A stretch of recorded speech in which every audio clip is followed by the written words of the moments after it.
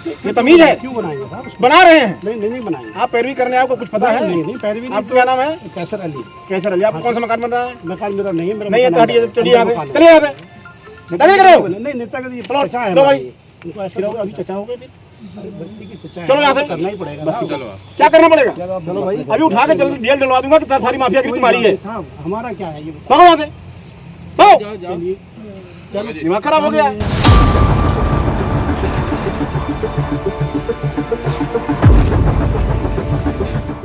किच्छा के सिरौली कला में विकास प्राधिकरण की कार्रवाई से मचा हड़कंप। जी हां, आज सुबह विकास प्राधिकरण की टीम और भारी पुलिस फोर्स के साथ एडीएम पंकज उपाध्याय सिरौली कला पहुंचे। इस दौरान पंकज उपाध्याय ने सिरौली कला में बन रहे नए मकान के कागजों की जांच की तो पता चला कि कई मकान बिना विकास प्राधिकरण द्वारा पास नक्शे के बिना ही तैयार हो रहे हैं। 10 से ज़्यादा अवैध मकानों पर कार्रवाई के निर्देश दिए हैं। प्रशासन की टीम ने मैरिज हॉल और एक स्कूल अन्य कई निर्माणाधीन भवनों को सीज भी कर दिया है। वहीं एक जगह पर स्टाम्प पर बिक्री जमीन पर ही निर्माण हो रहा था, जिसके बाद एडीएम पंकज उपाध्याय ने निर्माण कर रहे व्यक्ति से कागज मांगे तो उसने स्टाम्प लाकर दे दिया।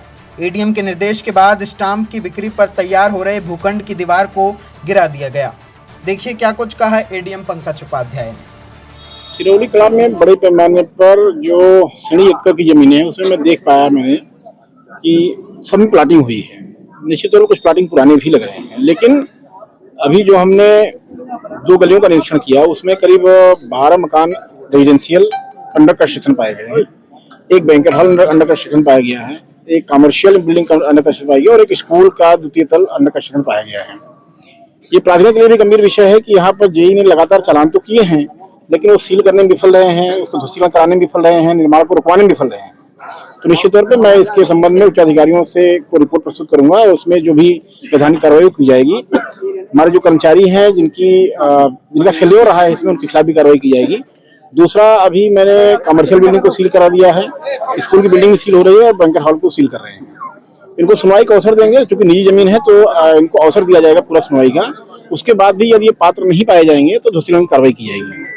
उसके अलावा अभी हम आगे बढ़ रहे हैं और जो तस्वीर मुझे दिखाई पड़ रही है उसमें यहाँ पर अवैध तरीके से जमीन की खरीद फरोख्त और अवैध तरीके से निर्माण, ये दोनों बड़े पैमाने पाए गए हैं। विद्युत विभाग के लोग मेरे पास हैं। अभी जो बिल्डिंग पिछले 2-3 महीनों में भी बन रही है उनमें बिजली का कनेक्शन दे दिया गया।